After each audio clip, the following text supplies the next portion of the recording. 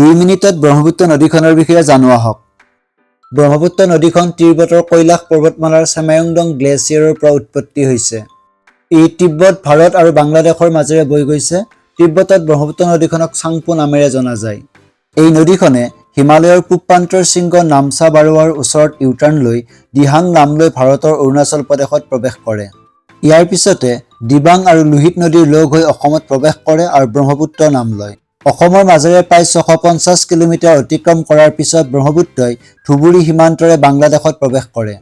বাংলাদেশত সোমায়ে ব্ৰহ্মপুত্ৰই যমুনা নাম লয় আৰু গংগাৰ লগত লগ লগাৰ পিছত পদ্মা নাম লয় আৰু তাৰ পিছত মেঘনাৰ নাম লৈ বংগোপসাগৰত মিলিত হয়। ব্ৰহ্মপুত্ৰ আৰু গংগাৰ সংগমস্থলীতে বিশ্বৰ সৰ্ববৃহৎ বদ্বীপ সুন্দৰবন অৱস্থিত। পৃথিৱীৰ বৃহত্তম নদীদ্বীপ মাজুলী আৰু ক্ষুদ্ৰতম নদীদ্বীপ উমানন্দ এই ব্ৰহ্মপুত্ৰ নদীৰ মাজতেই অৱস্থিত। ব্ৰহ্মপুত্ৰ নদীৰ মুঠ দৈৰ্ঘ্য হৈছে প্ৰায় 2880 কিলোমিটাৰ। ইয়াৰে প্ৰায় 916 কিলোমিটাৰ ভাৰতৰ দুখন ৰাজ্য ক্ৰমে অৰুণাচল প্ৰদেশ আৰু অসমৰ মাজেৰে বৈ গৈছে। অসমত এই নদীখনৰ দৈৰ্ঘ্য প্ৰায় 650 কিলোমিটাৰ। অসমত ব্ৰহ্মপুত্ৰৰ ভালেকেইখন উপনৈ আছে।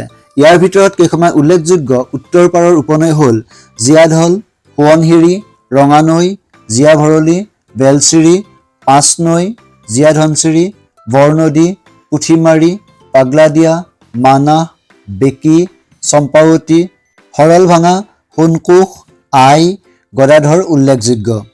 ঠিক একেদৰে ব্ৰহ্মপুত্ৰৰ দক্ষিণ পাৰৰ কেইখনমান উপনৈ হৈছে ডিব্ৰু, বুঢ়ীদিহিং, দিচাং, দিখৌ, জাঁজি, ভোগদৈ, ধনশিৰি, কলং, কপিলী, বাহিনী, শিংৰা, কৃষ্ণাই, দুধনৈ, জিঞ্জিৰাম উল্লেখযোগ্য। প্ৰতি মাহৰ গড় পানী পৰিবহণৰ ফালৰ পৰা ব্ৰহ্মপুত্ৰৰ স্থান বিশ্বৰ চতুৰ্থ আৰু গেট পৰিবহণৰ ক্ষেত্ৰত ব্ৰহ্মপুত্ৰৰ স্থান বিশ্বৰ দ্বিতীয়। সোৱণশিৰি হৈছে ব্ৰহ্মপুত্ৰৰ দীৰ্ঘতম উপনৈ। ইয়াৰ দৈৰ্ঘ্য প্ৰায় 520 কিলোমিটাৰ।